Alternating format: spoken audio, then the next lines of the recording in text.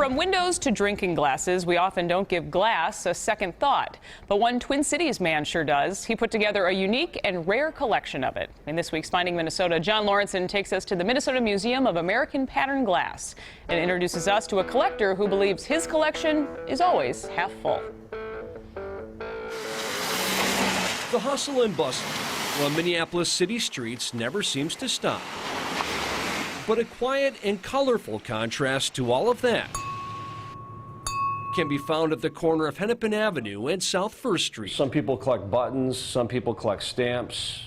Right. You have glass. And I have glass. And Peter Thomas has a lot of it. The obsession began years ago when his aunt gave him a gift. She left me one of her collections called King's Crown or Ruby Thumbprint. And then I went downhill from there. He now has over 11,000 pieces of a very specific kind of glass. All American made. Date range is about 1890 to 1925. It was the end of the Victorian era, and pattern glass was all the rage. At one point, over 600 U.S. companies made everything from shot glasses and toothpick holders to salt and pepper shakers and table sets.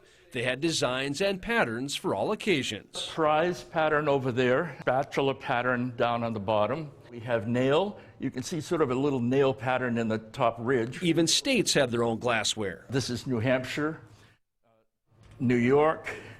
This is New Jersey down there. Peter's collection grew while he was working in Russia.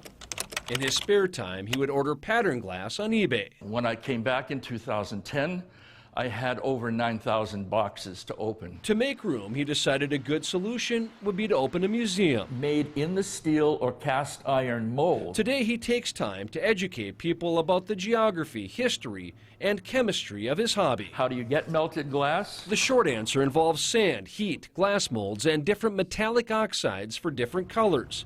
Peter's geography lessons teach where the glass came from. They made glass for all the royal houses of Europe, the White House as well. And history lessons center on when county fair glass engraving shattered all the other booths. Every little town, when they had a fair, they'd have a booth.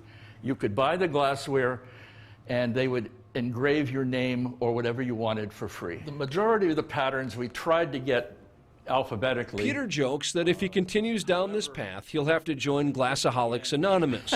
But before that happens, he's hoping his visitors get a clearer perspective of just how much history can be found in a single piece of glass. A lot of them are attracted because it represents something in their family that they had and they knew as kids growing up, and have an appreciation that their relatives in the old days actually used this. In Minneapolis, John Lauritsen, WCCO 4 News.